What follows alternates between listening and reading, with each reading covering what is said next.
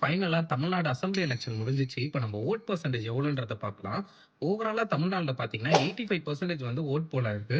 இதுவரைக்கும் 75 இயர்ஸ்ல இல்லாத அளவுக்கு இந்த வோட் பெர்சன்டேஜ் வந்திருக்கு. இதுக்கு மெயின் ரீசன் என்னன்றது உங்க எல்லாருக்குமே தெரியும். அது என்ன ரீசன்றது கமெண்ட் பண்ணிடுங்க. சென்னைய பொறுத்தவரைக்கும் 83% வந்து வோட் போல் ஆயிருக்கு. இதுல நம்ம ஸ்டார்ஸ் தொகுதிலாம் பார்த்தோம்னா, பெரம்பூர் தொகுதியில தளபதி விஜய் அவர்கள் நின்னாரு. அங்க பார்த்தீங்கன்னா, 89% வந்து வோட் போல் ஆயிருக்கு. அண்ட் திருச்சி கிழக்குலயும் அவர் தான் நின்னாரு. அங்க 81% வோட் போல் ஆயிருக்கு. அண்ட் கொளத்தூர் தொகுதியில ஸ்டாலின் அவர்கள் நின்னாரு. அங்க 86% வோட் போல் ஆயிருக்கு. அண்ட் எடப்பாடி தொகுதியில வந்து எடப்பாடி பழனிசாமி அவர்கள் நின்னாரு. அங்க பார்த்தீங்கன்னா 91% வந்து வோட் போல் ஆயிருக்கு. அண்ட் காரைக்குடியில பார்த்தீங்கன்னா சீமான் அவர்கள் நின்னாரு. அங்க பார்த்தீங்கன்னா 74% வந்து வோட் போல் ஆயிருக்கு. இந்த வோட் போலான பெர்சன்டேஜ் எல்லாம் வச்சு பார்க்கும்போது இதே கவர்மெண்ட் தான் தொடருமா? இல்ல வந்து புதுசா யாராவது வந்து நம்மள ரூல் பண்ணுவாங்களான்ற உங்களோட ஒப்பீனியன கமெண்ட்ல சொல்லுங்க. அண்ட் 2026ல நம்மளோட சிஎம்மா யார் இருப்பான்றதையும் கமெண்ட் பண்ணிடுங்க.